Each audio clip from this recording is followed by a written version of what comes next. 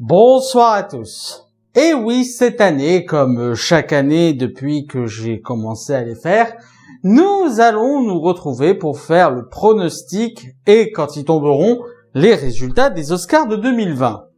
Comme d'habitude, nous allons passer un à un les catégories, à l'exception des courts-métrages et des documentaires que je n'ai pas pu voir. Deux petites nouveautés cette année cependant.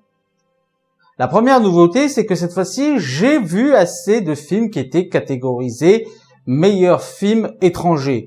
Du coup, cette fois-ci, je vais y donner mon pronostic. Deuxième nouveauté, cette fois-ci, plutôt que de ne parler que de mon pronostic, je vais afficher mes préférences personnelles et ce que je pense quel film va être pronostiqué pour les Oscars. Sachant que je n'ai pas pu voir tous les films, mais bon, les films que je n'ai pas vus ne sont nommés que dans une ou deux catégories, donc je pense que ça va quand même. Ah, et troisième nouveauté, parce que celle-là vous l'avez pas vu venir, j'avais 203.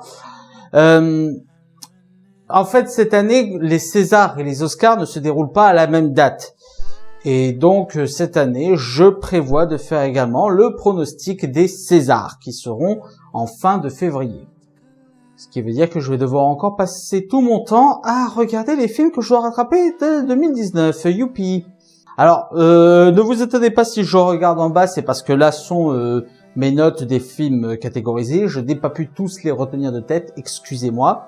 Mais enfin, assez parlé, passons aux Oscars.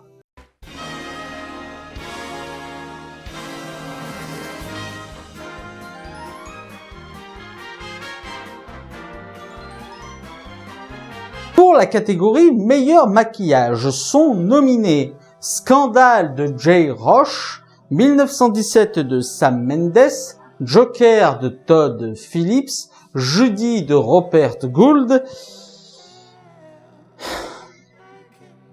et Maléfique 2 de Joachim Ronning.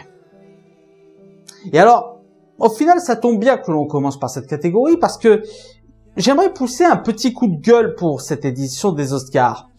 Parce que, en fait, j'avais entendu à droite et à gauche que les Oscars, c'était très fortement influencé par Disney, que souvent les résultats arrangés Disney. Bon, chose que je ne crois pas.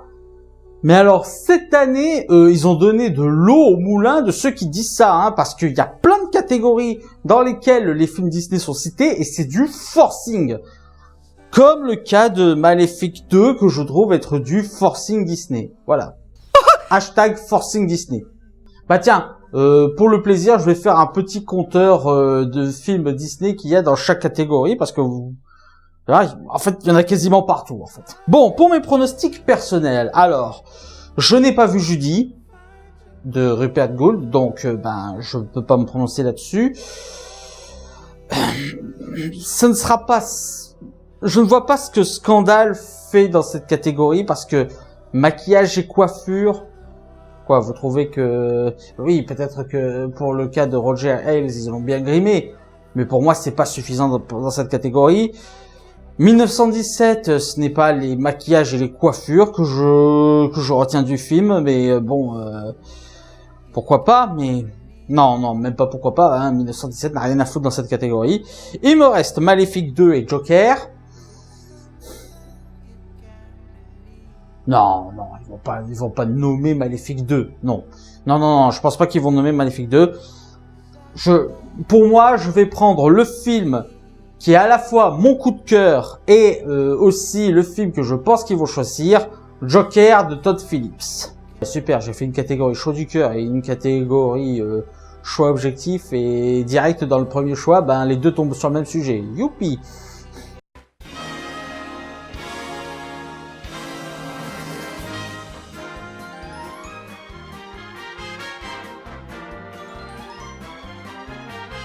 Dans la catégorie meilleur décor sont nominés The Irishman de Martin Scorsese, 1917 de Sam Mendes, Jojo Rabbit de Taika Waititi, Once Upon a Time in Hollywood de Quentin Tarantino et Parasite de Bong Joon-ho. Honnêtement, je ne vois pas ce que Parasite et The Irishman foutent là, parce que bon, s'il y a des points positifs à retenir du film, ce ne sont certainement pas leur décor. Jojo Rabbit est déjà un concurrent un peu plus sérieux. Ma préférence personnelle va à 1917. Mais je pense que pour cette catégorie, vu tout l'hommage au cinéma des années 60 qu'il y a, vu que ça brosse beaucoup dans le sens du poil de Hollywood tout en se montrant subversif, je pense que dans la catégorie meilleur décor, ils vont choisir Once Upon a Time in Hollywood.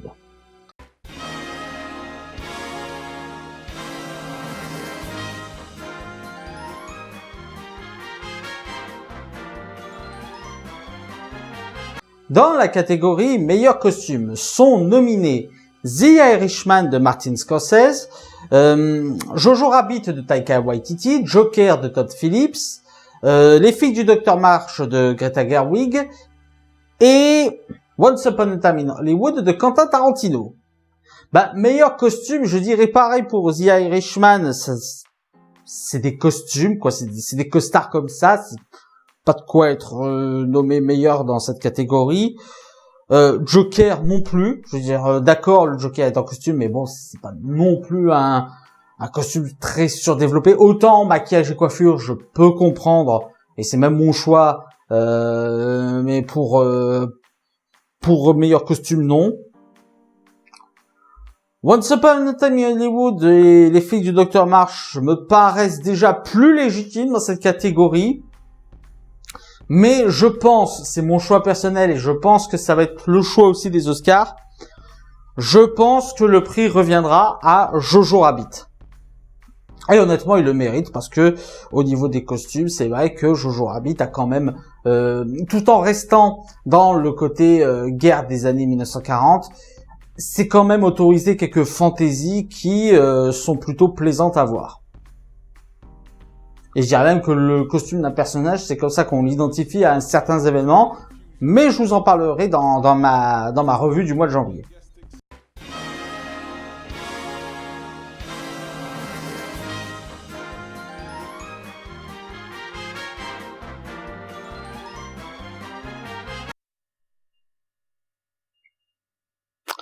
Oui, non, rassurez-vous, il n'y a pas de bug dans la vidéo. Non, disons que pour cette catégorie, j'ai dit énormément de merde. Et comme je ne peux pas les retourner, que je m'en suis rendu compte au montage et que le montage est déjà très avancé, plutôt que de refaire le tournage, ce que je ne pouvais pas faire, j'ai décidé de vous présenter la catégorie en audio. Donc, pour la catégorie meilleur effet visuel, sont nominés Avengers Endgame des frères Russo, The Irishman de Martin Scorsese, Le Roi Lion de Jon Favreau, 1917 de Sam Mendes et Star Wars épisode 9 de J.J. Abrams. Et je reviendrai sur le cas Star Wars 9 dans une catégorie ultérieure. Parce que pour la catégorie effet visuel, disons que c'est le seul nomination que je trouve à peu près légitime. Mais rajoutez quand même 3 points pour le hashtag Forcing Disney.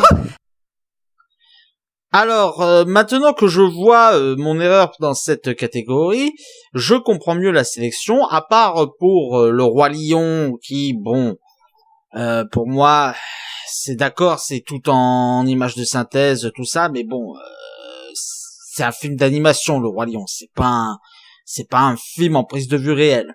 Et The Irishman, j'ai entendu parler de cette histoire comme quoi il avait trouvé un moyen révolutionnaire de faire rajeunir les personnages, mais en même temps, je trouve que ça fait un peu léger pour parler d'effets visuels. 1917, le truc c'est qu'il y a beaucoup d'effets que j'aime beaucoup dans 1917, mais non, pour moi ça passe pas.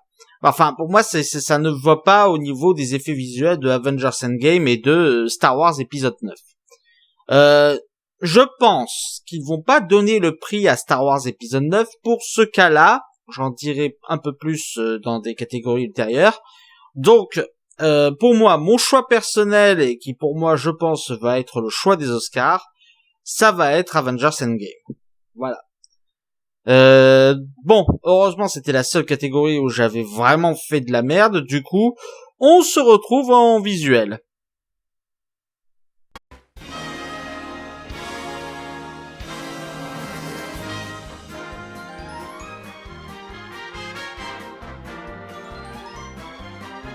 Dans la catégorie meilleur montage sont nominés Le Mans 66 de James Mangold, The Irishman de Martin Scorsese, Jojo Rabbit de Taika Waititi, Joker de Todd Phillips et Parasite de Bong Joon-ho.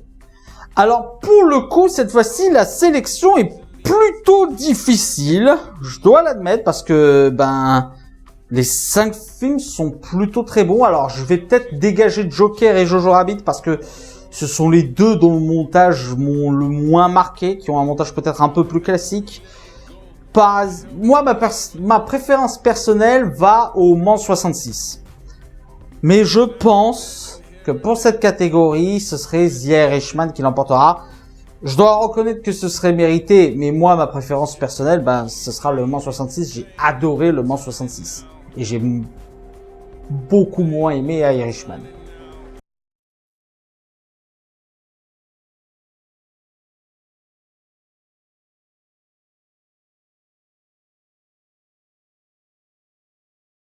Dans la catégorie meilleur montage de son, sont nominés Le Mans 66 de James Mangold, Joker de Todd Phillips, 1917 de Sam Mendes, Once Upon a Time in Hollywood de Quentin Tarantino et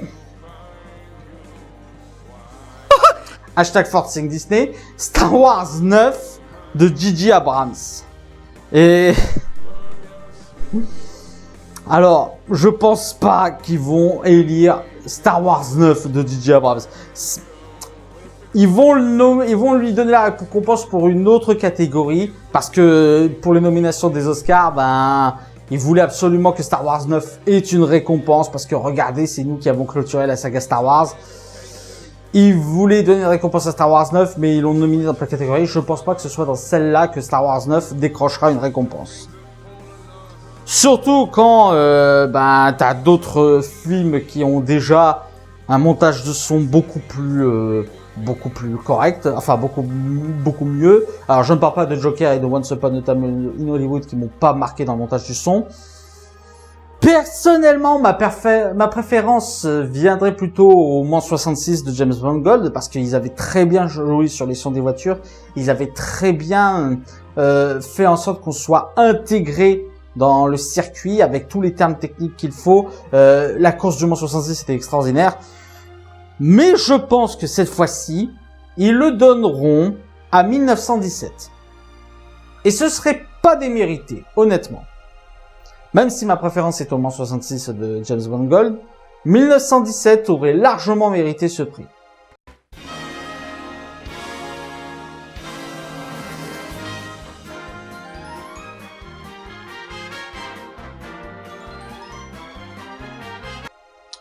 Dans la catégorie meilleur mixage de son, sont nominés Ad Astra de James Gray, Le Mans 66 de James Mangold, Joker de Todd Phillips, 1917 de Sam Mendes et Once Upon a Time in Hollywood de Quentin Tarantino.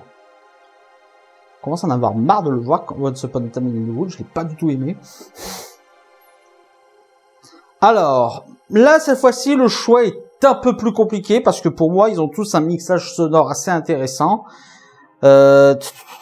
Beaucoup plus pour 1917, beaucoup moins pour Joker. Mais j'ai une préférence personnelle et là, cette fois-ci, je pense qu'ils vont lui donner à ce moment-là. Pour ma préférence personnelle et pour le choix des Oscars, ça va être Le Mans 66 de James Mangold. Voilà, et au moins il aura gagné un prix et il le mérite parce que c'est un super film.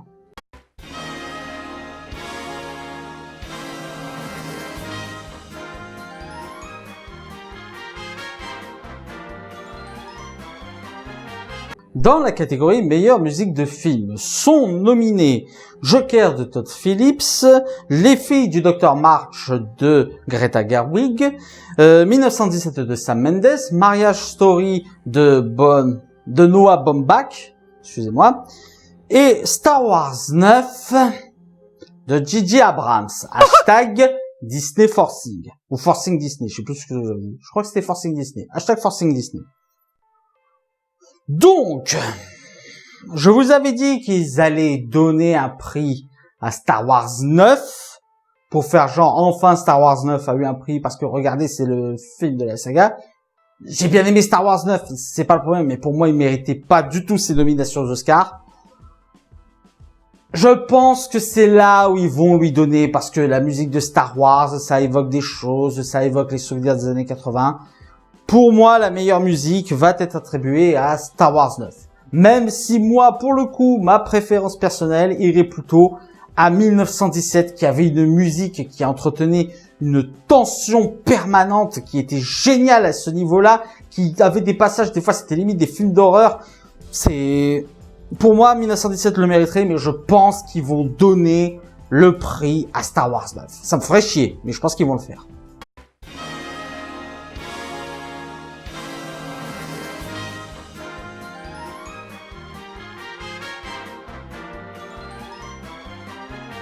Dans la catégorie meilleure chanson originale, sont nominés Harriet de Cassie Lemons, excusez-moi, je vais avoir besoin de mes notes là, Breakthrough de Roxanne Dawson, Rocketman de Dexter Fletcher, La Reine des Neiges 2 de Jennifer Lee et Chris Buck, et Toy Story 4 de Josh Cooley. Alors déjà, vous allez me rajouter 2 points sur le hashtag Forcing Disney, parce que, arrêtez de déconner, les musiques de Toy Story 4 et de La Reine des Neiges 2 ne sont pas du tout marquantes. La Reine des Neiges 2, il y en a trop, ce qui fait que ça perd en impact. Excusez-moi, Into the Unknown, en plus, je m'en souviens pas du tout ce que c'est. I Can't Let You Throw Away, je me souviens pas non plus. Je n'ai pas vu Breakthrough, donc je peux pas me prononcer sur cette chanson-là. Stand-up de Harriet le mérite pas. Je suis désolé, stand-up de Harriet, certes, il y a un message derrière, mais ça reste juste un chant de libération qui est lancé comme ça. C'est pas fait vraiment dans le film. Non. Je pense, c'est ma préférence personnelle et je pense que ça va être le choix des Oscars.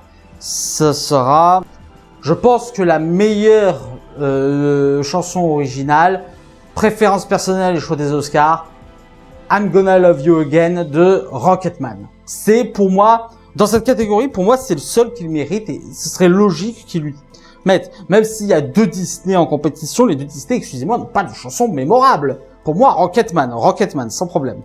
En plus, Elton John, tu ne discutes pas avec Elton John, voilà.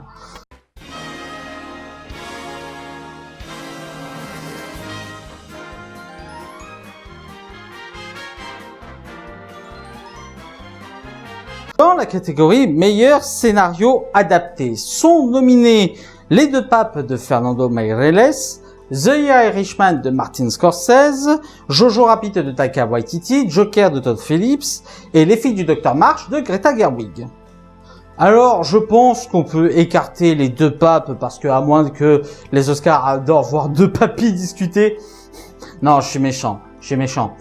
Ça raconte la discussion entre François I et Benoît XVI. Donc, effectivement, il y a un impact. Mais pour mettre en scène ce scénario adapté, il n'y avait pas besoin de grand-chose, quoi. Joker, c'est une adaptation de Joker. Alors, je sais que ça vient des comics Batman, mais je crois pas qu'il y ait une histoire originale de Joker là-dedans. Enfin, bon, bref. Jojo Rabbit, je ne pense pas qu'il sera nommé. Ma préférence personnelle serait pour Les Filles du Docteur March de Greta Gerwig. Et non, ce n'est pas parce qu'il y a Emma Watson dedans. On reviendra sur ce sujet d'ailleurs. Emma. Mais je pense que le meilleur scénario original reviendra à... Le meilleur scénario adapté reviendra à The Irishman de Martin Scorsese. Parce que là, pour le coup, je vais pas vous mentir, il a osé faire un film de 3h30 pour parler en détail de la vie d'un homme de la mafia. Ça force un peu le respect quand même. Donc je pense qu'il va être nominé, même si j'aurais préféré que ce soit Les Filles du Docteur March avec Emma Watson qui soit récompensé.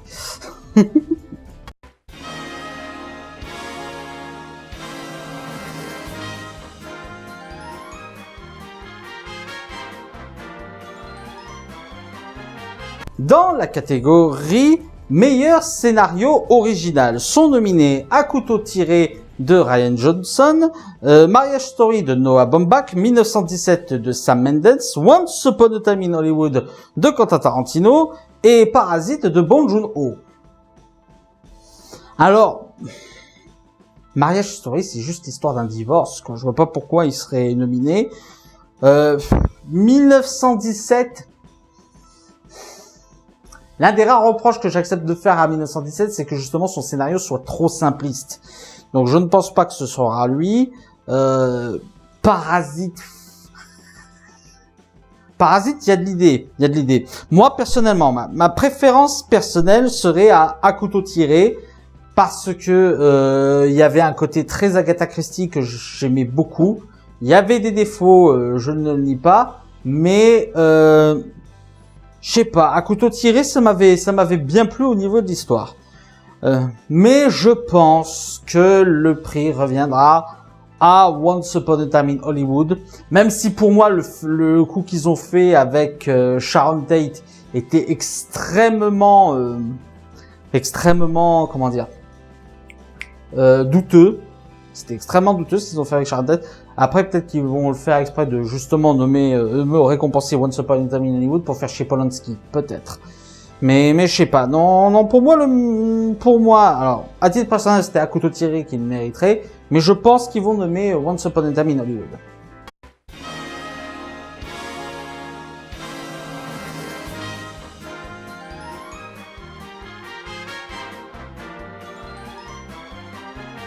Pour la catégorie meilleure photographie, sont nominés The Irishman de Martin Scorsese, Joker de Todd Phillips, The Lighthouse de Robert Eggers, 1917 de Sam Mendes et Once Upon a Time in Hollywood de Quentin Tarantino. Alors, Joker et The Irishman n'ont pas une photographie marquante, donc non, ce sera pas eux. The Lighthouse, il y avait ce côté noir et blanc qui peut jouer en sa faveur, mais je ne pense pas que ce sera suffisant. Ma préférence personnelle au niveau de la photographie, c'est 1917, qui avait une imagerie juste énorme avec un décor qui n'hésitait pas à mettre en avant toute la crasse, toute la poisse qu'il y avait dans ce décor du No Man's Land. Pour moi, 1917 le mériterait largement. En plus, avec la scène de l'incendie dans la ville qui était juste dantesque.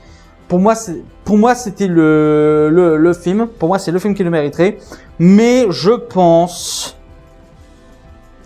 qu'ils vont le donner à Once Upon a Time in Hollywood de Quentin Tarantino. Parce que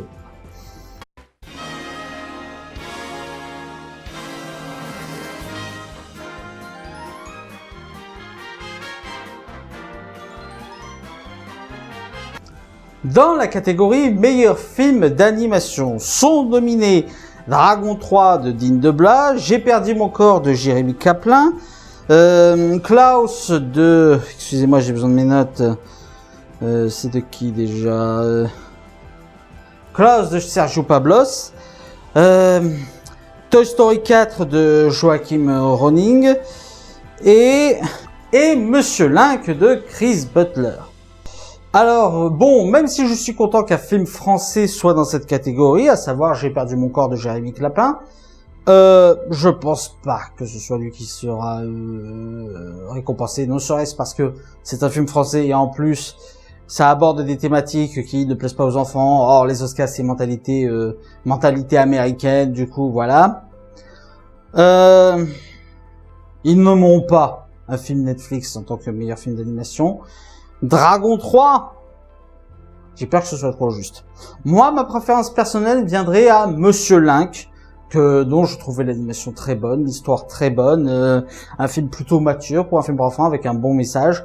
Non, pour moi, Monsieur Link le mériterait, mais je pense, on va miser la carte Disney wins. Là, il y a un combo. Disney gagne le concours, les Oscars pour la meilleure film d'animation, et de l'autre côté, forcing Disney, Toy Story 4. Toy Story 4 sera récompensé. Ça me ferait chier, mais bon, hein.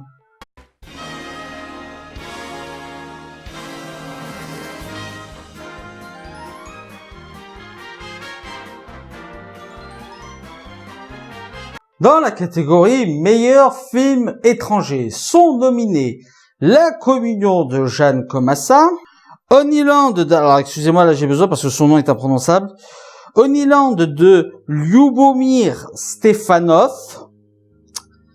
Les Misérables de Lajli, Douleur et gloire de Pedro Almodovar et Parasite de Bong Joon-ho. Waouh, deuxième film français que l'on retrouve parmi les Oscars avec Les Misérables de Lajli.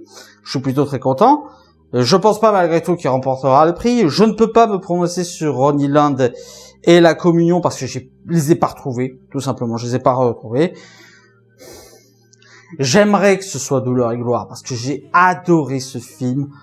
J'ai adoré le jeu d'acteur d'Antonio Banderas, j'ai adoré l'histoire, j'ai adoré le fait qu'il pose l'atmosphère espagnole qui m'a totalement parlé. Mais on a entendu parler partout. Ça va être comment ça s'appelle? Oui, Parasite de Bong Joon-ho.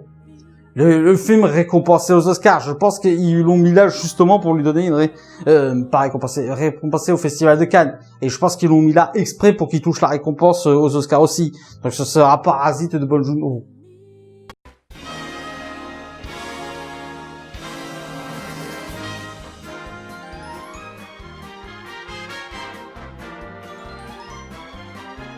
Alors cette fois-ci, je vais pas nommer les réalisateurs parce que c'est pas eux qui nous intéressent dans cette catégorie. Dans la catégorie meilleure actrice dans un second rôle, Kathy Bates pour Richard Jewell, que je n'ai pas vu parce qu'il n'est pas encore sorti en France, Laura Dern pour Marriage Story, Scarlett Johansson pour Jojo Rabbit, Florence Pugh pour Les Filles du Docteur Marsh et Margot Robbie pour le film Scandale. Alors déjà, je vais pousser un coup de gueule. D'où Emma Watson n'est pas nominée aux catégories pour les Oscars. Pour meilleure actrice dans un second rôle. Ou même meilleure actrice. Emma Watson, les gars. Vous ne la nominez pas. Sérieusement. Et me faites pas genre c'était pas possible de nominer deux actrices dans un même film. Parce qu'on verra dans les acteurs dans un second rôle d'ailleurs, qui est la catégorie juste après, que vous l'avez fait pour The Irishman. Alors moi, je pousse à coup de gueule, je voulais Emma Watson dans les films. Et ben voilà, ce sera ma préférence personnelle, ce sera Emma Watson dans la catégorie, mais dans Les Filles du Docteur Marsh. Et je vous emmerde, voilà. Cette violence. Bon, si on reste 2 minutes, moi il y a une actrice parmi toutes celles qui ont été réellement nominées, il y a une actrice qui le mériterait, et je pense qu'ils vont lui donner, en plus, ce serait Margot Robbie. Margot Robbie dans Scandale. Je suis désolé, mais elle est extraordinaire. Je suis désolé, elle m'a bluffé dans Scandale. C'est l'un des meilleurs points que j'ai retenu du film, c'était la performance de Margot Robbie dans Scandale, c'était... Cette actrice est géniale. Cette actrice est géniale. Et pour moi, elle le mériterait totalement, cet Oscar pour Scandale. Même si j'aurais préféré qu'Emma Watson soit nominée. Mais bon, ça c'est...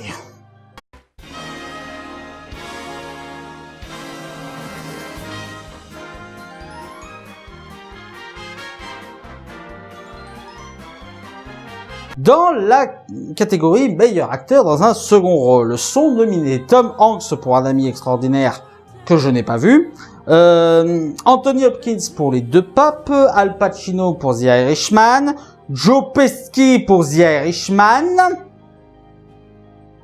Quand je vous disais tout à l'heure que c'était pas possible de nommer deux acteurs pour un même film, et Brad Pitt dans Once Upon a Time in Hollywood. Alors, je n'ai pas vu Un ami extraordinaire, donc je peux pas parler de la performance de Tom Hanks. Personnellement, Brad Pitt ne m'a pas vraiment fait donner des étoiles dans les yeux dans Once Upon a Time in Hollywood. Joe Pesci mériterait, mais c'est un acteur très secondaire dans le film, donc je ne pense pas qu'il lui donne non plus. Ma préférence personnelle, ça aurait été Anthony Hopkins pour Les Deux Papes, parce que je trouve qu'il a un charisme, Anthony Hopkins, c'est dingue, quoi. J'adore cet acteur. Alors, pas seulement dans Hannibal Lecter, je regardais aussi Elephant Man. Le mec, il a une présence, il a un charisme, Anthony Hopkins. J'adore cet acteur. Mais je pense, et il le mériterait, je le reconnais, je pense qu'ils vont récompenser Al Pacino pour The Irishman. Il le mériterait. Il le mériterait, je serais pas en colère, même si moi, je préférais Anthony Hopkins. Voilà.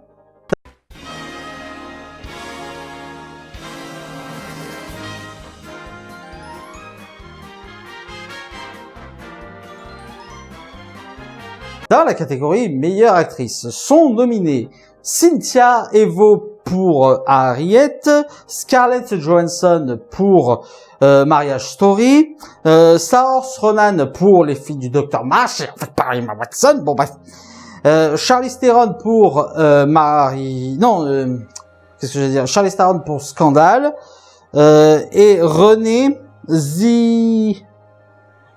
Zellweger, excusez-moi, c'est difficile à lire, Renée Zellweger pour Judy. Je n'ai pas vu Judy, comme je vous le disais en début de vidéo, donc je peux pas me prononcer sur la performance de Renée Zellweger.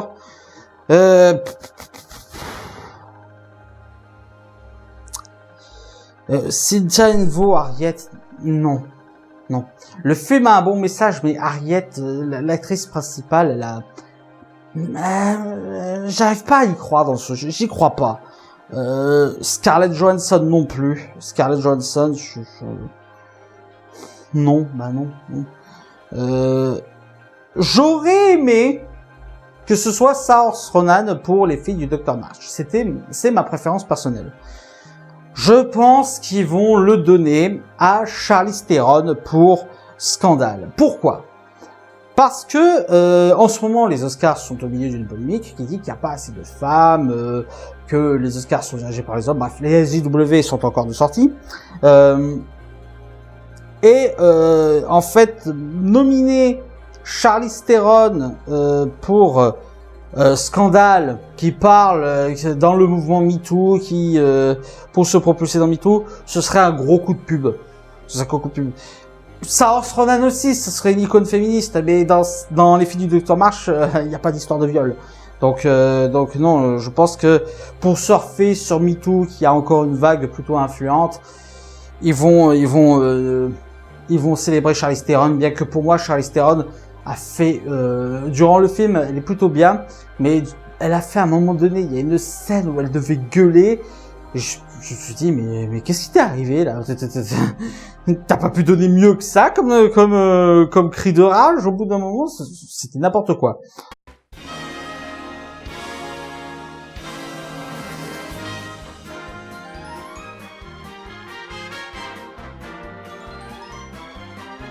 Dans la catégorie meilleur acteur, sont nominés Antonio Banderas pour Douleur et Gloire, Leonardo DiCaprio pour Once Upon a Time in Hollywood, Adam Driver pour Marriage Story, Joaquin Phoenix pour Joker, et Jonathan Pryce pour Les Deux Papes. Bon, je vais même pas m'attarder là-dessus, préférence personnelle, et je pense que ça va être nominé parce que ce film a fait un buzz monumental, et je pense que tout le monde a loué son jeu d'acteur, tout le monde a dit à quel point il avait très bien incarné le Joker, donc je pense qu'ils vont le nominer s'ils veulent pas se faire tuer. Meilleur acteur, Joaquin Phoenix dans Joker. Voilà. Il y a pas de discussion, les autres acteurs sont très bons, mais Joaquin Phoenix.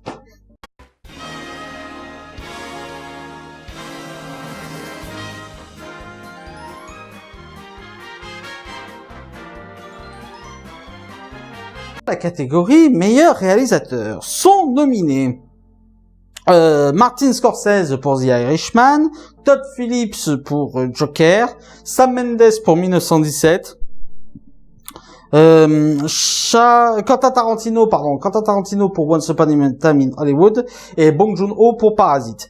Alors, on va être clair, pour les catégories comme ça et meilleur film, ils nommeront pas Bong Joon-ho. Ils nommeront pas un film étranger. J'allais dire, ils nommeront pas un film Netflix non plus, mais je crois que Roma avait gagné le prix du meilleur film. Donc ça, c'est à prendre avec des pincettes. Mais pour la catégorie suivante, je suis plutôt sûr. Donc Roma, Ouais, mais non. Parce que la réalisation, on n'a pas de... Ça m'a pas... En plus, Martin Scorsese en a déjà plein, je pense qu'il en aurait rien à foutre de l'avoir. Honnêtement, ma sélection personnelle, et je pense que ça va être le film qui va être célébré, Sam Mendes, pour 1917. Parce que ce film, c'est ma première claque de l'année 2020. Je vous exposerai un peu plus ça dans ma critique, mais 1917 de Sam Mendes. Voilà, je suis ma préférence personnelle et la sélection des Oscars. Voilà.